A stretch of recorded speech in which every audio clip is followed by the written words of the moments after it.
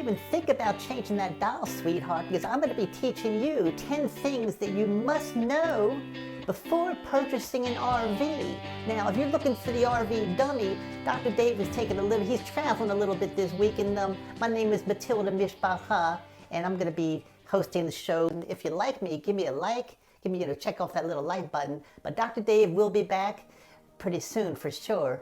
But in the meantime, I want to say thank you very much. I did like a little premiere video last week, and thank you. I put a little link up to it right there if you want to see it.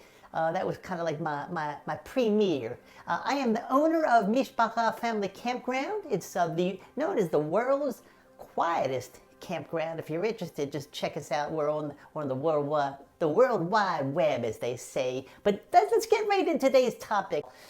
10 things you must know before buying an RV. And being an owner of a campground, I see it all. I see people come in and they're happy, or they're sad, or they're disgusted, or they're frustrated, or they just kind of don't know why they got into RVing. So 10 things you must know. Let's get started. They're not in any particular order, sweethearts. Number one, you got to enjoy driving. If you don't like driving a vehicle, why would you ever think about buying an RV? Because you got to drive that thing around, and it's. Let me tell you something, sweetheart, darling. It's a lot more difficult than driving a car. So if you are not a lover of driving, if you don't love being behind that wheel, don't even think about buying that RV, sweetheart. Just stay in a hotel and it'll be good. You'll be good to go. Okay, you gotta love driving. You gotta get out on that road, whether it's the highway or the back roads, but you gotta be comfortable with all different types of driving, darling. Number two is you gotta be just like at least a little bit handy. I'm not saying you need to be a handyman or a handy woman, but you need to know how to fix little things when they come up, because when you're out on the road, when you're out camping, when you're out doing things like that, little things are going to happen. Things are going to loosen up, cabinets are going to come, you got to tighten things up, you got to put screws in, you got to fix maybe some attachments and all kind of things like that. Minor little things. You got to be at least a little bit handy. You can't just be out in the middle of nowhere boondocking and call 1-800-handyman. They're just not going to show up, okay?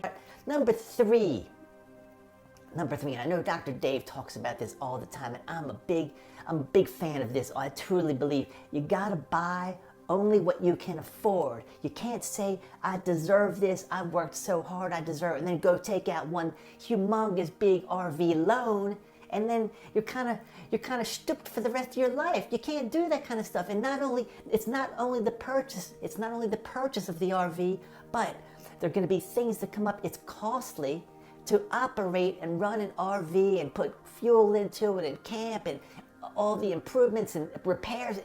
It costs money, so be prepared for that and only buy what you can afford.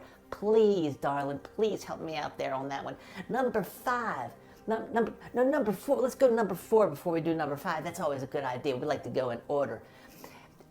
Get ready for the unexpected, because life is just full of unexpected things. And if you think that it's difficult living in a house or living in as they say, sticks and bricks, back in the vernacular there, just wait until you get into a house on wheels, and things are just going to come up that are not expected. You might be out of cell areas, cell zones, and just be ready. I can't even tell you what they're going to be, but be ready for the unexpected, because I guarantee you the unexpected is going to be ready for you, little sweetheart. I promise you that. Let's see, what number are we? Number 5. Number 5, you got to appreciate the outdoors. If you're buying an RV, if you're thinking about getting into the RV world because everybody else is doing it now, but you're kind of more of a sticks and bricks person, you love staying in plush little hotel rooms, if you don't like the outdoors, you're not going to like RVing. You might like it for the first month or two, but you're not going to love it. So you got to really have an appreciation for the true outdoors, okay? Promise me that. Number 6, you've got to research what is the best rig for you. There's Class A's, there's Class B's, there's Class C's. I don't think there's any D's, but there are fifth wheels, there are travel trailers, there are camping trucks and all kinds of things like that. You got to know what you want.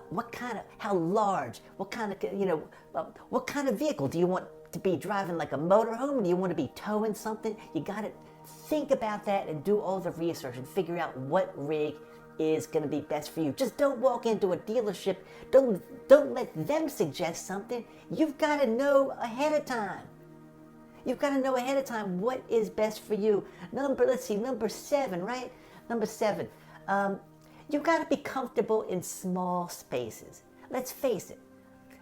No matter how large your rig is, even if you've got one of those humongous Class A's, it's still going to be much smaller than a house. And chances are you're not going to be buying one of those big Class A's. Chances are you're probably, I see you as more of a Class B, maybe a Class C person, or you might even want to tow a little something, but it's going to be small. So you've got to be comfortable in small spaces. Everything is smaller. Just get that through your head there.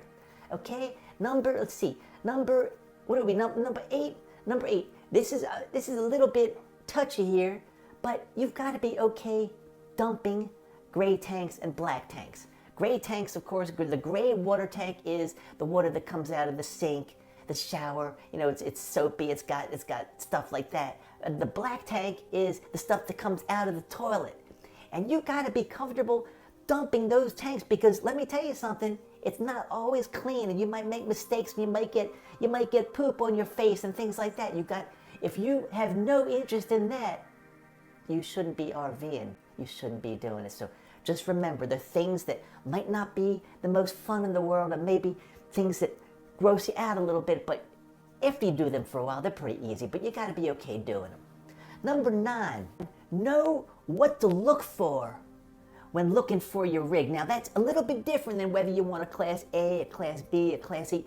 When I say know what to look for, what kind of configuration do you want? Do you want a queen-size bed? Do you want a smaller bed? Do you want a lot of storage? Do you want a small bathroom, large bathroom, wet bath, shower? There are a million little things that you need to know what you want. And before you're an RVer, you really don't know, so you got to research it and see as many of them as you can, but know what you want. Because if you buy a rig and make that investment and there's not enough you find out there's not enough storage space, you're going to be stuck right up the tuchus, and we don't want that kind of stuff to happen to you.